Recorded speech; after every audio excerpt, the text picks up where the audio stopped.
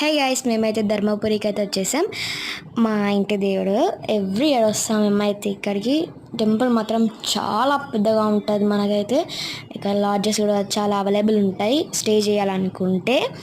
And ఇక్కడ అమ్మవారికి పెడతారు కదా చీరలు, వీటిని అమ్ముతారు అండ్ కొనుక్కుంటారు కదా ఇట్లా పిల్లలు ఏమైనా, వీటికి చాలా ఉంటాయి. అండ్ కూర్చోడానికి కూడా ఏరియా పెద్దగా ఉంటుంది.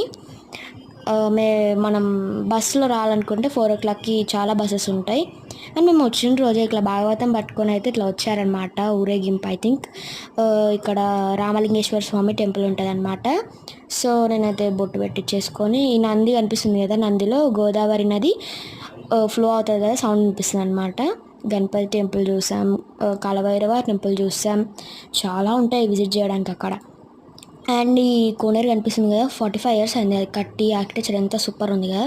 అండ్ ఈ చెట్టు అయితే నేను రాగి చెట్టు అనుకుంటున్నా, I don't know what. But మన ధర్మపురి అయితే చాలా విజిట్ చేయాల్సిందే టెంపుల్ అయితే.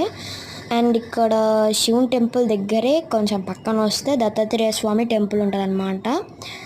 And follow for more, bye.